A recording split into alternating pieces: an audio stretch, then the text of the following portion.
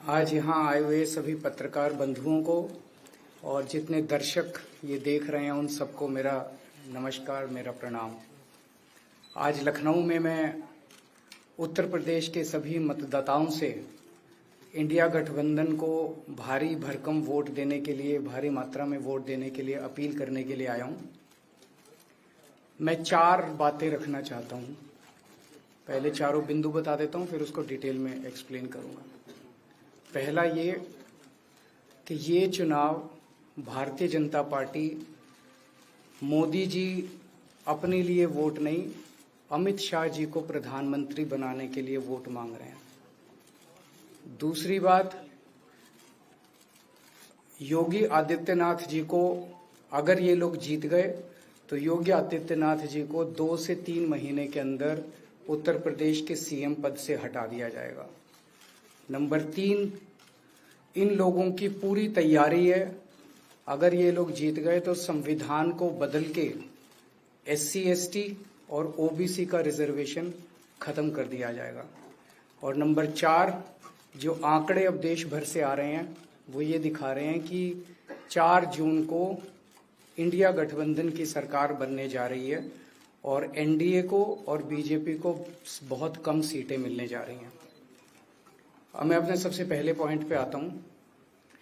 जब 2014 में प्रधानमंत्री बने थे नरेंद्र मोदी जी, तो उन्होंने खुद एक रूल बनाया था कि भारतीय जनता पार्टी के अंदर और उनकी सरकारों में 75 वर्ष से ऊपर कोई भी व्यक्ति होगा तो उसको संगठन में और सरकार में किसी भी पद पे नहीं रखा जाएगा, उसको रिटायर कर दिया जाएगा।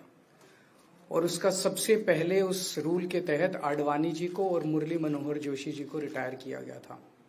और उसके बाद तमाम यशवंत सिन्हा जी, सुमित्रा महाजन जी, कई लोगों को यहाँ टिकट नहीं मिली। कई लोग जो पद पे बैठे हुए थे उनको पद से इस्तीफा दिलवा के उनको हटाया गया। ऐसे कई सारे लोग हैं। तो अब अगले साल 17 सितंबर को प्रधानमंत्री मोदी जी 75 साल के होंगे और मोदी जी ने तय कर लिया है कि अमित शाह जी को वो अपना वारिस बनाएंगे और अमित शाह जी अगले साल 17 सितंबर को देश के प्रधानमंत्री बनाने का उन्होंने तय किया है मोदी जी ने। इसके ऊपर मोदी जी पिछले 1-2 साल से लगे भी हुए हैं, क्योंकि भारतीय जनता पार्टी के अंदर अमित शाह जी के सामने जो जो बाधाएं पैदा कर सकता था नेता, एक एक करके उन सब नेताओं को साइड कर दिया गया, उनका पत्ता साफ कर दिया गया। शिवराज सिंह चौहान को हटा दिया गया, वसुंधरा राजे को हटा दिया गया, डॉक्टर रमन सिंह को हटा दिया गया, देवेंद्र फडणवीस को खत्म कर दिया गया, खट्टर साहब को खत्म कर दिया गया, एक एक करके सबको खत्म कर दिया गया। एक ही शख्स बचे हैं जो अमित शाह जी के रास्ते का कांटा बन सकते हैं। हेलो, आवाज आ रही है? आ रही है। एक ही ठीक है, आ रही है। एक ही शख्स हैं जो कि उनके रास्ते का कांटा बन सकते हैं, वो हैं योगी आदित्यनाथ जी।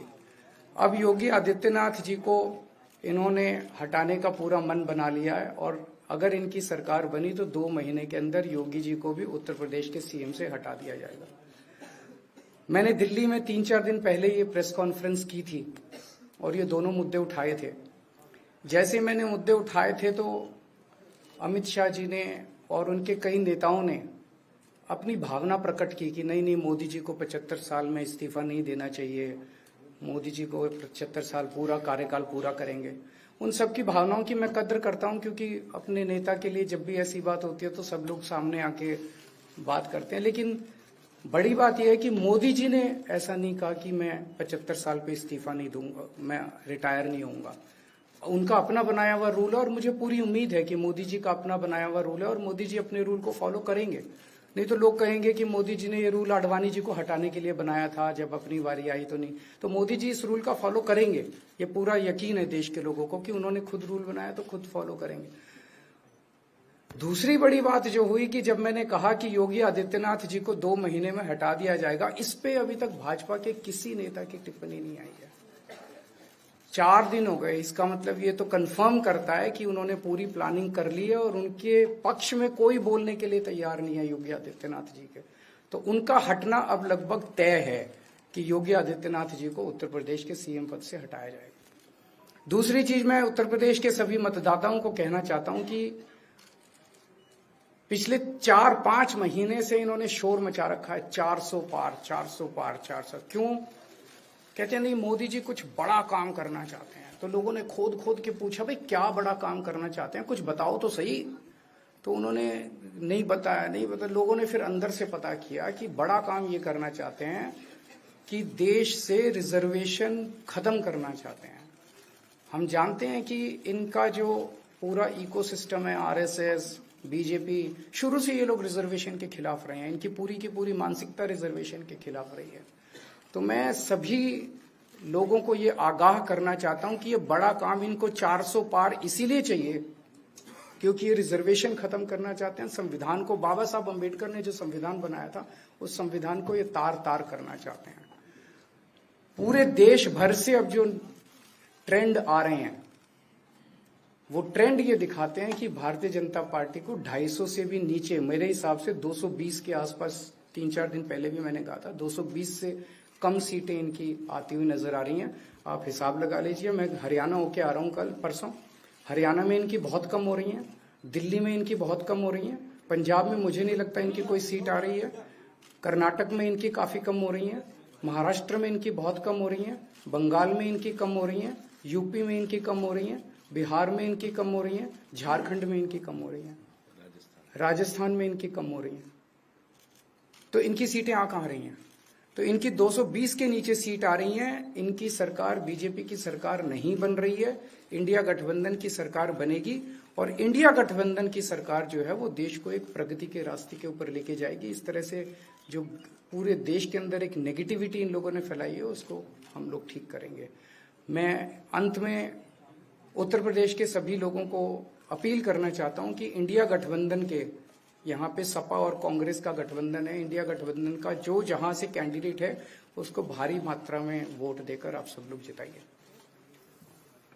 अब मैं निवेदन करूंगा समाजवादी पार्टी के राष्ट्रीय अध्यक्ष माननीय अखिलेश यादव जी से।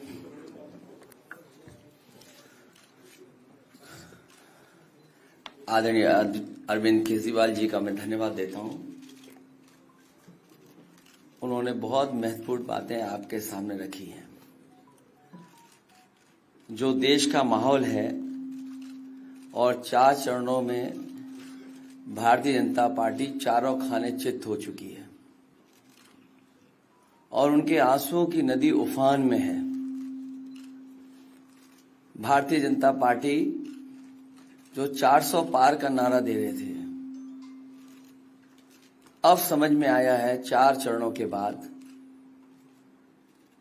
वो बात तो ठीक है कि आरक्षण पे सबसे पहले हमला करेंगे, लेकिन 400 पार नारा इसीलिए दे रहे हैं कि 543 में 400 के बाद वो सीटें देख रहे हैं, तो वो केवल 143 बन रही हैं।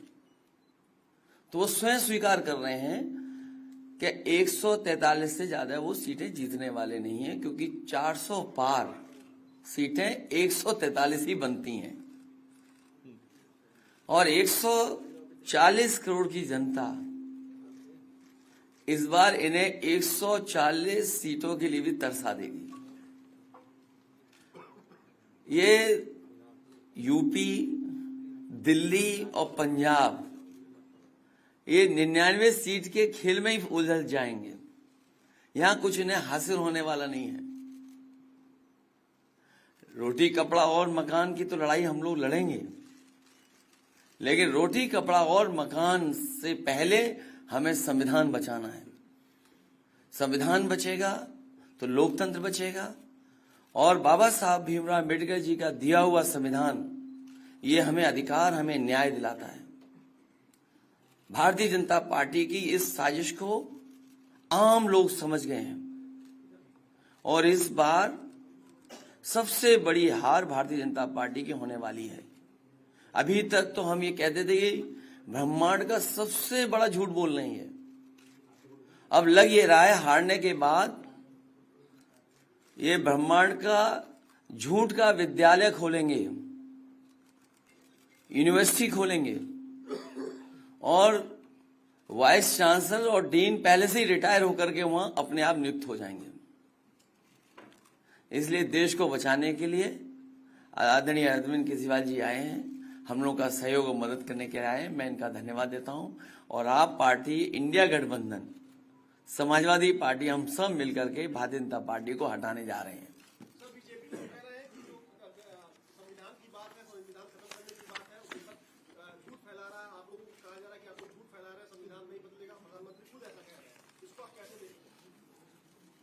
उनकी कौन सी बात सच निकलेगी? अभी आपसे ही कहा कि 75 साल वाला जो वो है रूल नियम, उसको तो फॉलो किया जाएगा ना, इसी से पता लग जाएगा। और एक मिनट, अगर आप इनका इतिहास उठा के देखें पिछले 75 साल का, जनसंघ का, आरएसएस का, थ्रू आउट ये लोग रिजर्वेशन के खिलाफ रहे हैं। तो अब 400 सीटें लाके ये संविधान बदल के उस रिजर्वेशन को खत्म करना चाहते हैं।